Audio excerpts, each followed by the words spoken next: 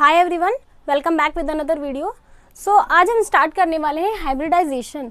तो सबसे पहले मैं आपको ये बता दूं कि हाइब्रिडाइजेशन जो है ना, हमारे ऑर्गेनिक केमिस्ट्री, इनऑर्गेनिक केमिस्ट्री दोनों में बहुत ज़्यादा हेल्पफुल होने वाला है। मतलब बहुत सारे, फर्स्ट वन तो hybridization is important and the second one, बहुत सारे क्वेश्चंस आपको ऐसे मिलेंगे जहाँ पे उनको सॉल्व करने से पहले आपको हाइब्रिडाइजेशन फाइंड आउट करना होगा, ठीक है ना।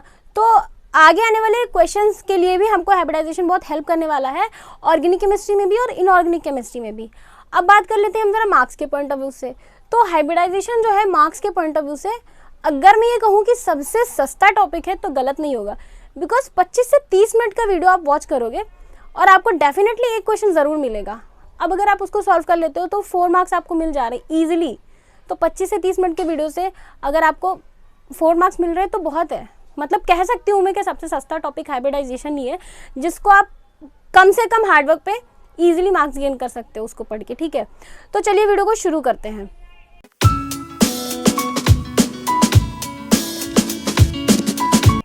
तो सबसे पहले हम ये जान लेते हैं कि हाइब्रिडाइजेशन का बर्थ कहाँ से हुआ, मतलब हमें हाइब्रिडाइजेशन पढ़ने की ज़रूरत क्यों पड़ी, why we need to study hybridization. तो चलते हैं अपने मेथेन के स्ट्रक्चर की तरफ। ये था हमारा CH4। अब CH4 में जो हमारा बॉन्ड फॉर्मेशन हुआ था कि कोवेलेंट बॉन्ड कैसे बना है, इस चीज़ को मैंने आपको वैलेंस बॉन्ड थ्योरी में एक्सप्लेन किया था, लास्ट वीडियो में एक्सप्लेन किया था। अगर आपने वो वीडियो नहीं देखा है तो डिस्क्रिप्शन बॉक्स में आपको लिंक मिल जाएगी, वहाँ से आप वॉच कर सकते हो, या आई बटन पर भी आपको मिल जाएगा वीडियो, वहाँ से आप देख लेना। तो VBT में क्या हुआ था कि जैसे ये हमारा कार्बन एटम है, कार्बन के वैलेंस शेल में कितने इलेक्ट्रॉन होते हैं, 1s2, 2s2, 2p2, ठीक है। कार्बन के वैलेंस शेल में 4 इलेक्ट्रॉन होते हैं।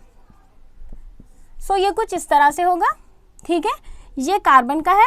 अब ये क्या होगा यहाँ पे CH4, यहाँ पे इसको क्या चाहिए, 4 हाइड्रोजन एटम है, 4 अनपेयर्ड इलेक्ट्रॉन चाहिए, अभी 2 ही है। तो ये क्या करेगा, अपना एक्साइटेड स्टेट में जाएगा और इस तरह से ये इलेक्ट्रॉन यहाँ से यहाँ मूव कर जाएगा इस ऑर्बिटल में, ठीक है।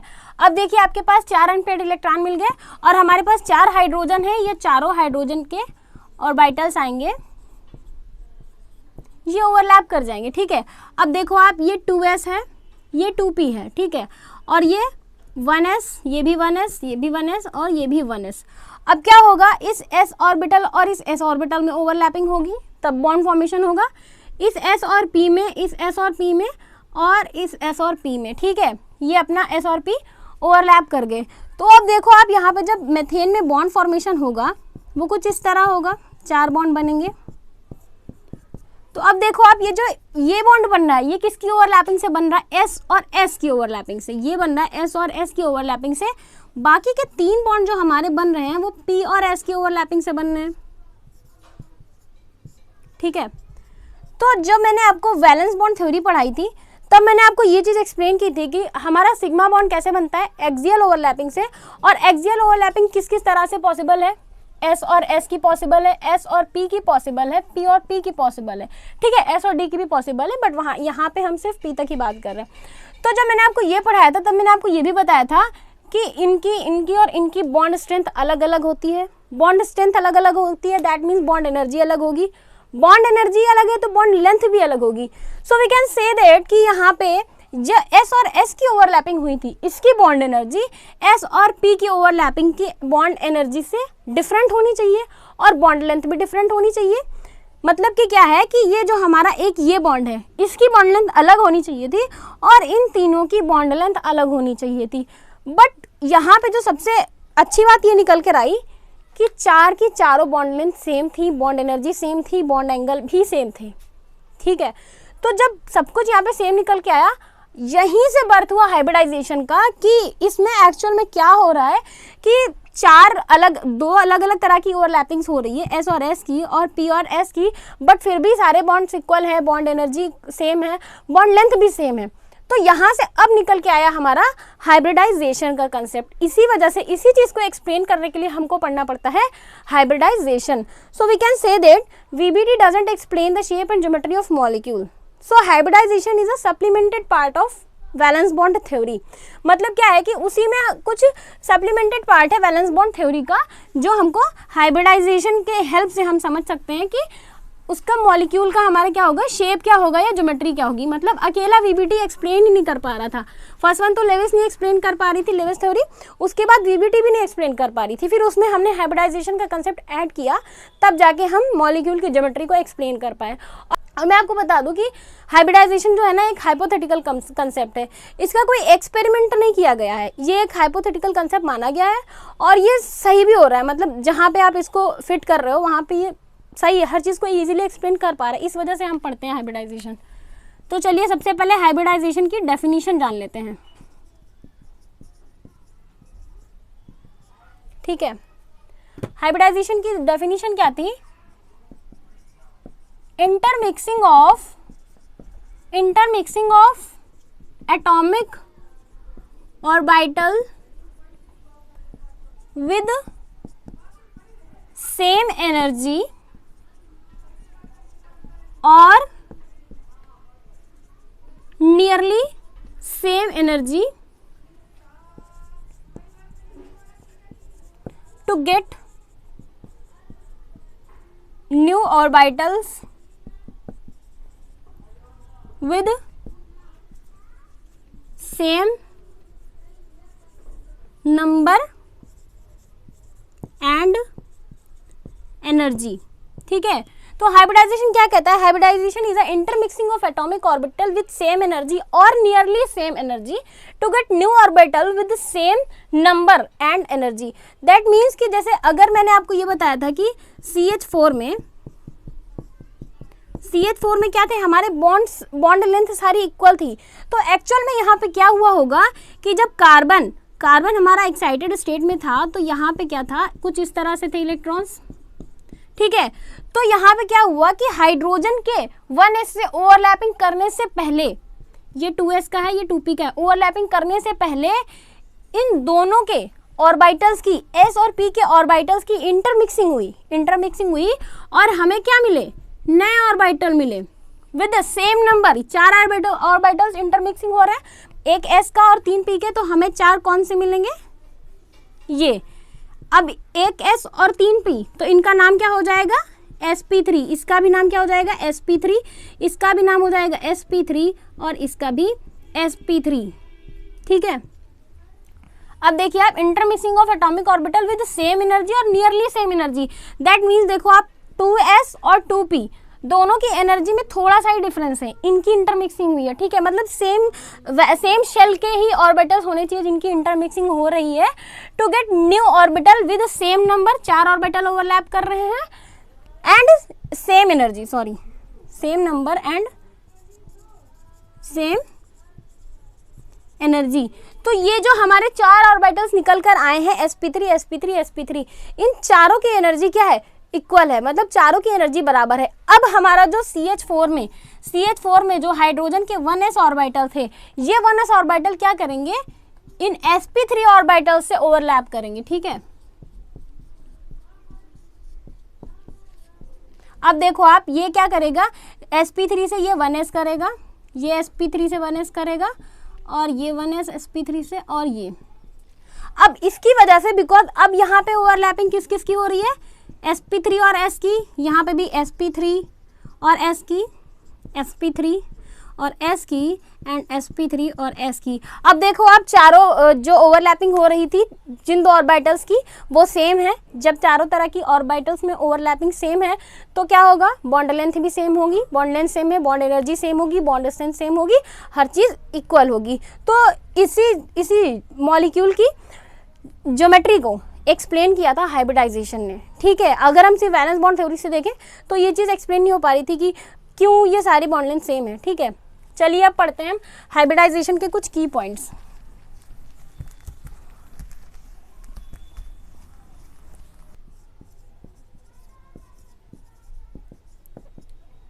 तो की पॉइंट्स क्या थे, पहला की पॉइंट क्या था, शेप ऑफ हाइब्रिड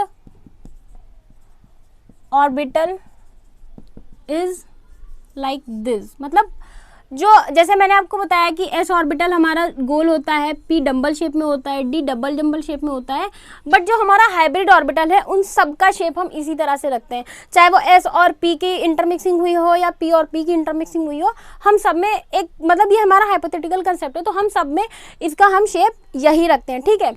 उसके बाद आता है orbitals undergo intermixing, not electrons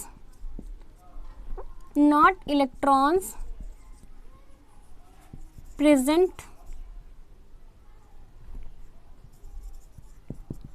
in orbitals। मतलब इंटरमिक्सिंग जो होती है हमारी वो ऑर्बिटल्स की होती है, ना कि उसमें प्रेजेंट इलेक्ट्रॉन की, बिकॉज कभी आप देखोगे कि पेयर्ड इलेक्ट्रॉन है और किसी में अनपेयर्ड है, उनकी भी मिक्सिंग हो जाएगी, इंटरमिक्सिंग। तो ऐसा नहीं होगा कि वहाँ पे प्रेजेंट इलेक्ट्रॉन की इंटरमिक्सिंग हो रही है, वहाँ पे क्या होगा, ऑर्बिटल्स की इंटरमिक्सिंग हो रही है, ऑर्बिटल में प्रेजेंट इलेक्ट्रॉन की हम यहाँ पे बात नहीं कर रहे हैं। And the third one is hybrid orbitals forms only sigma bond. Hybrid orbitals form only sigma bond, मतलब हाइब्रिडाइजेशन का जो है ना पाई बॉन्ड से कोई लेना देना नहीं है, pi bond is totally independent with concept of hybridization. और इसी चीज़ को मैंने आपको सिग्मा पाई बॉन्ड के डिफरेंस में भी बताया था कि हाइब्रिडाइजेशन का सिग्मा और पाई बॉन्ड से हाइब्रिडाइजेशन का पाई बॉन्ड से कोई लेना देना नहीं होता है, ठीक है। उसके बाद आता है hybrid orbitals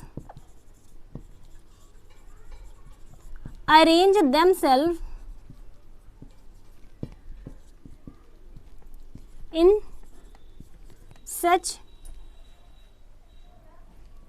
such manner to get minimum repulsion। मतलब जो ऑर्बिटल्स हाइब्रिडाइजेशन के बाद जो हाइब्रिड ऑर्बिटल्स फॉर्म होते हैं वो अपने आप को अरेंज करते हैं इस डायरेक्शन में, मतलब इस मैनर में कि वहाँ पे क्या हो, रिपल्शन क्या हो, मिनिमम हो, मतलब कम से कम वो आपस में रिपल्शन फील करें। अगर मैं बात करूँ इसकी CH4 की, तो यहाँ पे आप देखोगे कार्बन और हाइड्रोजन में जो इंटरमिक्सिंग होके जो बॉन्ड बनेंगे, इनका जो अरेंजमेंट होगा वो क्या होगा, कुछ इस तरह से होगा कि इनमें मिनिमम रिपल्शन हो। मिनिमम रिपल्शन मतलब कम से कम हो, तो इसी वजह से इसका जो बॉन्ड एंगल निकल के आता है 109 आता है, 109.28 मिनट, ठीक है। ये अपने आप को इसी तरह से अरेंज करते हैं कि कम से कम रिपल्शन हो। अब अगर आप इसके अलावा कोई और भी अरेंजमेंट सोचते हो कि ये ऐसे इस तरह से इस मैनर में अगर ये होते 90 के एंगल्स पे, तो क्या होता, बहुत ज़्यादा रिपल्शन होता ऑर्बिटल्स में। अभी देखो आप 109 के एंगल पे हैं, तो अब क्या है, ऑर्बिटल्स एक दूसरे से अच्छी खासी दूर हैं, तो रिपल्शन क्या होगा, कम से कम होगा। मतलब हाइब्रिड ऑर्बिटल्स खुद को इसी तरह से अरेंज रखते हैं कि वो कम से कम रिपल्शन फील करें, ठीक है। अब चलिए बढ़ते हैं टाइप्स ऑफ हाइब्रिडाइजेशन की तरफ। टाइप्स ऑफ हाइब्रिडाइजेशन जो होगा वो हम पढ़ेंगे, और उसके बाद हम जानेंगे short trick, hybridization find out करने की शॉर्ट ट्रिक, ठीक है। तो बात करते हैं टाइप्स ऑफ हाइब्रिडाइजेशन की।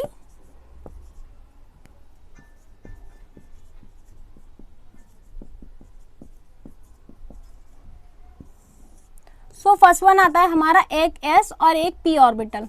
मतलब एक s और एक p ऑर्बिटल जब ओवरलैप करेंगे, एक s और एक p ऑर्बिटल की जब इंटरमिक्सिंग होगी तो हमको क्या मिलेंगे, दो ऑर्बिटल्स मिलेंगे नए। अब क्योंकि एक s और एक p ऑर्बिटल ओवरलैप कर रहा है तो इनका नाम क्या हो जाएगा, sp और sp, ठीक है। अब इसका अगर मैं आपको एग्जाम्पल बताऊं, तो इसका एग्जाम्पल आता है BeF2, ठीक है। BeF2 में आप देखोगे बेरिलियम के वैलेंस शेल में कितने इलेक्ट्रॉन होते हैं, 1s2 2s2, ठीक है। अब देखो आप कुछ इस तरह से होगा ये 2p तो इसका खाली है, 2p इसका खाली है। अब देखो फ्लोरीन यहाँ पे क्या है, दो हैं, फ्लोरीन के दो आइटम है, मतलब इनको ओवरलैपिंग करने के लिए क्या चाहिए, दो अनपेयर्ड इलेक्ट्रॉन चाहिए, बट जिसके पास दोनों पेयर्ड इलेक्ट्रॉन है तो ये क्या करेगा, बी एक्साइटेड स्टेट में जाएगा और क्या बनाएगा, ये इस तरह से अनपेयर्ड इलेक्ट्रॉन बना लेगा, ठीक है। अब क्या होगा, ये रहा हमारा S और ये रहा P। अब इन दोनों में सबसे पहले क्या होगी, इंटरमिक्सिंग होगी और ये बनाएंगे दो नए sp ऑर्बिटल, sp और sp। अब जो हमारा फ्लोरीन का ऑर्बिटल है p ऑर्बिटल, फ्लोरीन का जो p ऑर्बिटल होगा, फ्लोरीन में कुछ इस तरह से होगा 1s2 2s2 2p5, 2p5। अब देखोगे आप यहाँ पे ये इसका एक p ऑर्बिटल क्या है, इसमें एक अनपेयर्ड इलेक्ट्रॉन है। इसको मैं इसकी स्पिन अपोजिट दिखा देती हूँ, ठीक है, दोनों सही है। तो अब क्या होगा, एक फ्लोरीन का ये ऑर्बिटल क्या करेगा, इस sp के साथ ओवरलैप करेगा, अगले फ्लोरीन का यही p ऑर्बिटल क्या करेगा, दूसरे sp के साथ ओवरलैप करेगा और क्या बनाएगा हमारा BeF2। जो BeF2 में क्या होगा, कुछ इस तरह से होगा, ठीक है। ये कैसे बनेगा, sp और p की ओवरलैपिंग से, ये कैसे बनेगा sp और p की ओवरलैपिंग से। अब देखोगे आप जहाँ पे s और p का हाइब्रिडाइजेशन हो रहा होता है, मतलब एक s और एक p, तो वहाँ पे बॉन्ड एंगल होता है हमारा 180 और बॉन्ड की ज्योमेट्री होती है लीनियर, सॉरी मॉलिक्यूल की ज्योमेट्री होती है हमारी लीनियर। ओके, चलिए अब बढ़ते हैं अपने नेक्स्ट टाइप ऑफ हाइब्रिडाइजेशन की तरफ। तो वो क्या होगा हमारा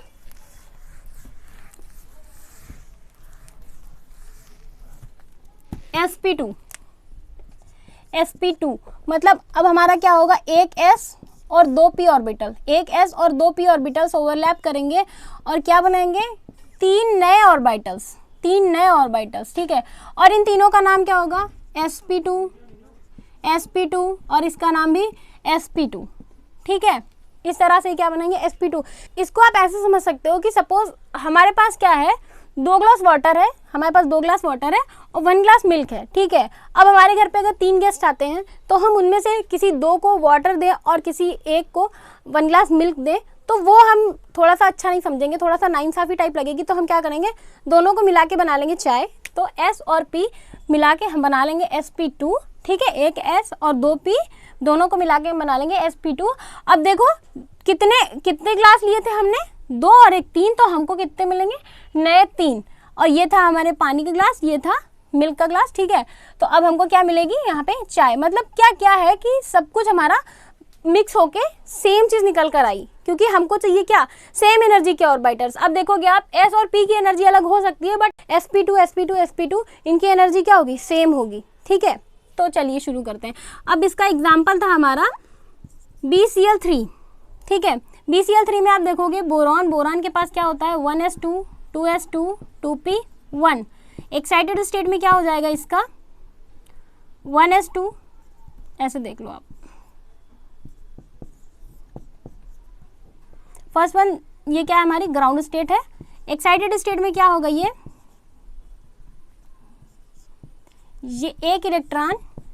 एक इलेक्ट्रॉन जंप करेगा इस p ऑर्बिटल में। अब देखो हमारे पास क्या, एक s और 2 p ऑर्बिटल्स हैं, लेकिन क्लोरीन को क्या चाहिए, क्लोरीन के पास एक अनपेयर्ड इलेक्ट्रॉन है, उसको बॉन्ड बनाने हैं, ठीक है। क्लोरीन का जो अनपेयर्ड इलेक्ट्रॉन है वो इस तरह होगा,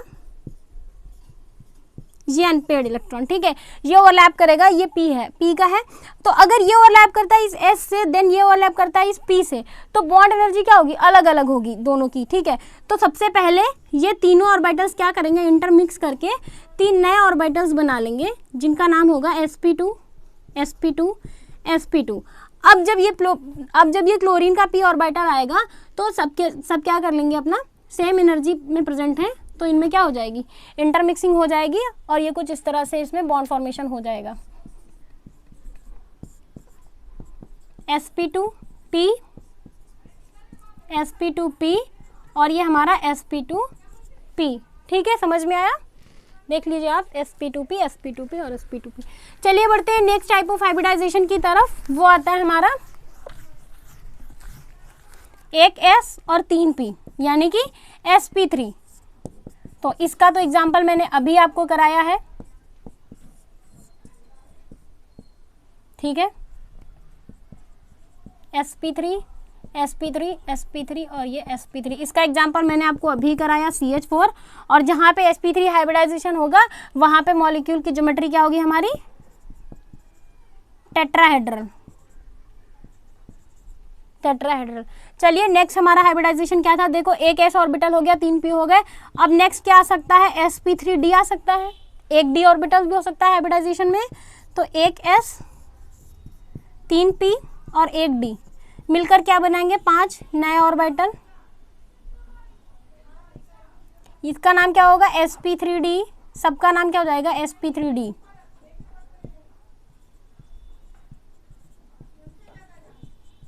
ठीक है, तो अब आप देखोगे ज्योमेट्री होती है हमारी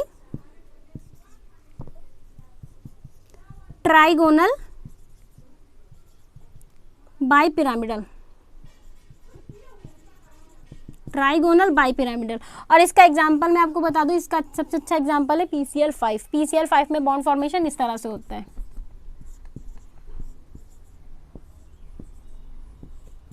मतलब कि ये 3 क्लोरीन जो हैं, ये 3 क्लोरीन सेम प्लेन में रहते हैं। मतलब ये 3 क्लोरीन क्या करेंगे, कुछ इस तरह से होंगे इस प्लेन में।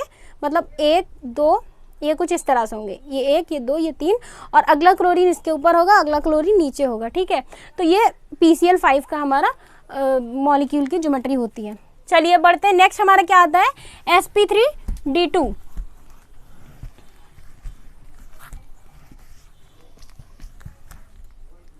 तो नेक्स्ट आता है हमारा sp3d2 हाइब्रिडाइजेशन। इसमें क्या होगा, एक s 3 p और 2 d ऑर्बिटल्स क्या करेंगे, हाइब्रिडाइज होकर क्या बनाएंगे, 5 नए ऑर्बिटल, 6।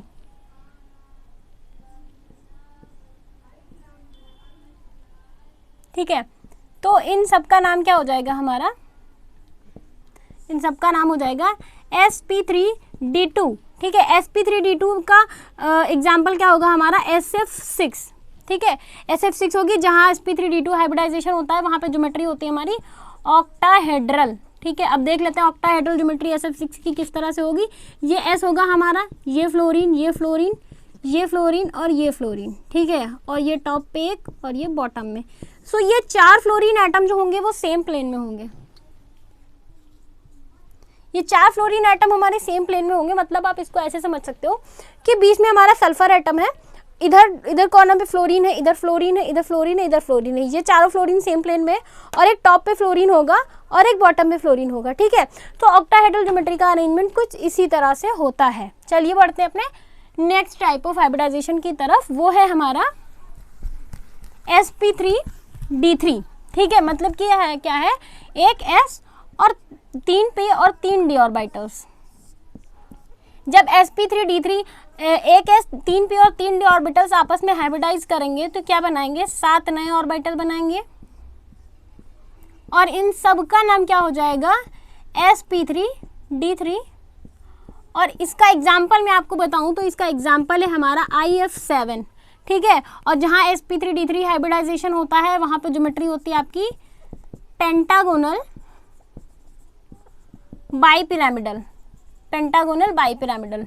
ठीक है, तो ये कुछ इस तरह से अरेंज होंगे। फर्स्ट वन, ये 5 फ्लोरीन क्या होंगे हमारे, एक सेम प्लेन में होंगे। ये सपोज कर लीजिए ये प्लेन है, और एक फ्लोरीन जो होगा वो ऊपर की तरफ होगा, नेक्स्ट फ्लोरीन क्या होगा वो पीछे की तरफ होगा। तो इसको मैं ऐसे दिखा देती हूँ। ठीक है, ये 5 फ्लोरीन एटम एक प्लेन में होंगे और बाकी 2 जो होंगे वो ऊपर और नीचे की तरफ होंगे। जो 5 फ्लोरीन एटम सेम प्लेन में होते हैं उनको हम बोलते हैं इक्वेटोरियल बॉन्ड। मतलब इन 5 बॉन्ड को हम बोलते हैं इक्वेटोरियल बॉन्ड, और जो ऊपर और नीचे की तरफ होते हैं उनको हम बोलते हैं एक्सियल बॉन्ड। ठीक है, तो यहीं पे हमारा टाइप्स ऑफ हाइब्रिडाइजेशन फिनिश होता है। अब बात करते हैं हम हाइब्रिडाइजेशन निकालते कैसे हैं। मतलब अगर मुझे हाइब्रिडाइजेशन निकालना है, जैसे सपोज अगर मैं ये कहूँ कि ये, चलिए ठीक है IF7 की ही बात कर लेते हैं। ठीक है,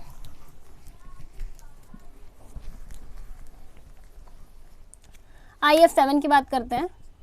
तो IF7 में अब आप ये तो IF7 में अगर कोई आपको पूछ ले हाइब्रिडाइजेशन बताओ, ठीक है, तो अब ये तो नहीं करोगे ना कि IF7 में आयोडीन का पूरा इलेक्ट्रॉनिक कॉन्फ़िगरेशन लिखो, फिर उसमें देखो कि कौन कौन से ऑर्बिटल्स में इलेक्ट्रॉन हैं, फिर उनमें कौन कौन से ऑर्बिटल्स इंटरमिक्स होंगे। सो ये तो बहुत ज़्यादा कॉम्प्लिकेटेड हो जाएगा ना। तो इसके लिए हमको क्या चाहिए, शॉर्ट ट्रिक चाहिए। ठीक है, इसके लिए हमको चाहिए शॉर्ट ट्रिक।